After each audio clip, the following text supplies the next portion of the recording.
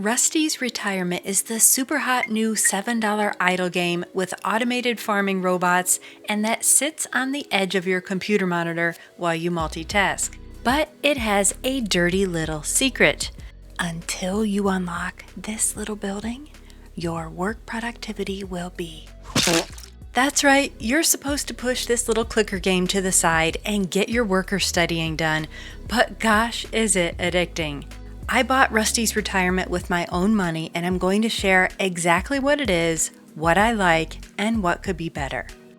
Rusty's Retirement is available on Steam for PC and is an idle game, which, if you don't know, is a kind of game where you can leave it running unattended and make progress without penalty. And in this case, you also don't have to worry about your farm progressing without you while the game is closed. What's especially unique about this one is that it sits on the bottom or side of your monitor, allowing you to more easily multitask. So Rusty is a robot? A monkey. He's a little dude who retired from his job at Dunder Mifflin and wanted to start a beet farm. Rusty begins with a little slice of rural real estate, that's hard to say, a small garden, and a dream of turning his tiny farm into a scrolling ranch that would make Dwight Schrute jealous.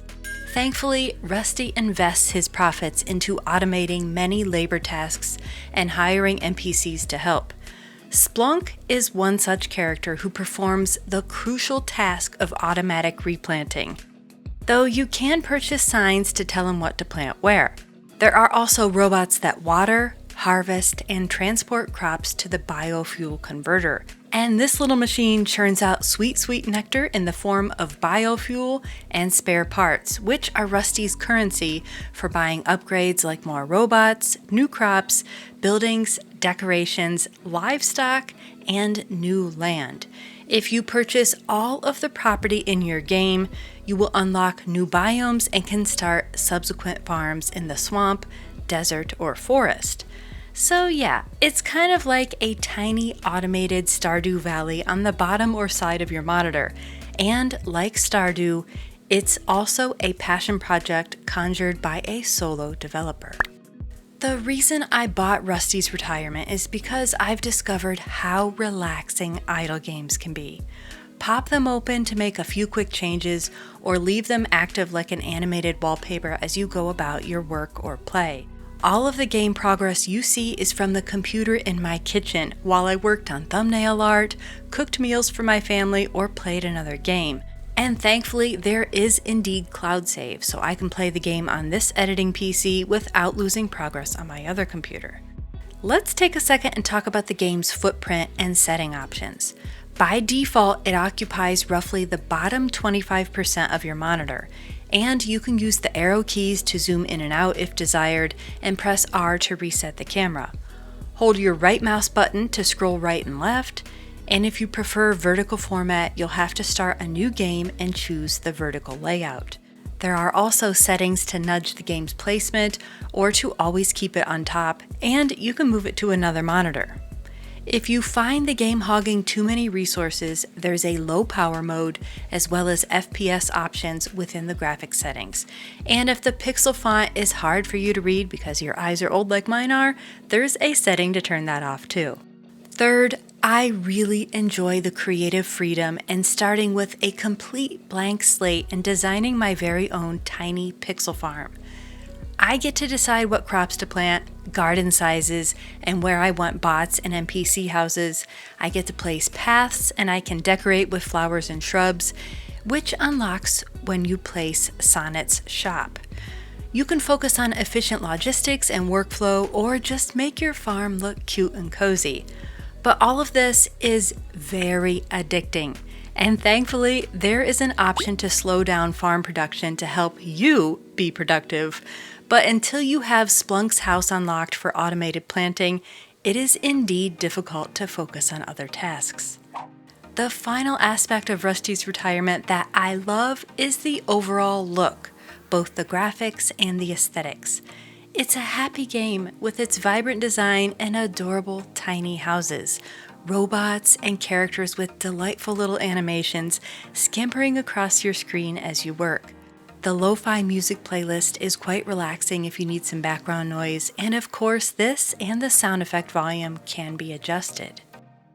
There are 3 things on my wish list for Rusty's Retirement: a short tutorial, full screen and free movement of the game window, and more late game content. When you begin, you have to fumble your way around the little menus to figure out what to do. There is a tiny question mark at the very bottom right, which opens a help section, but it still doesn't walk you through the basics of the game.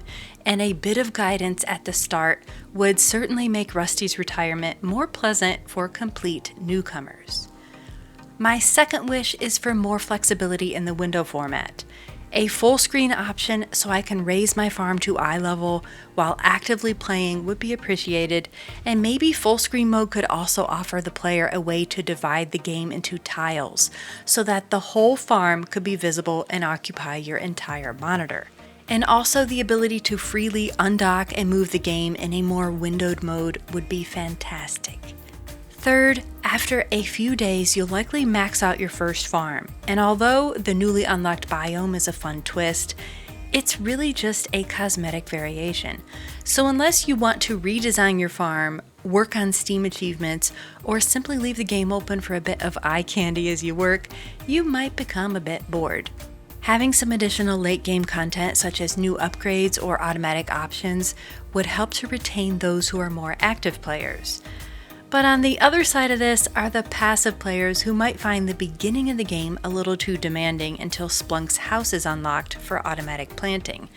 So depending on your playstyle, you might find the game a tad unbalanced at the beginning or the end.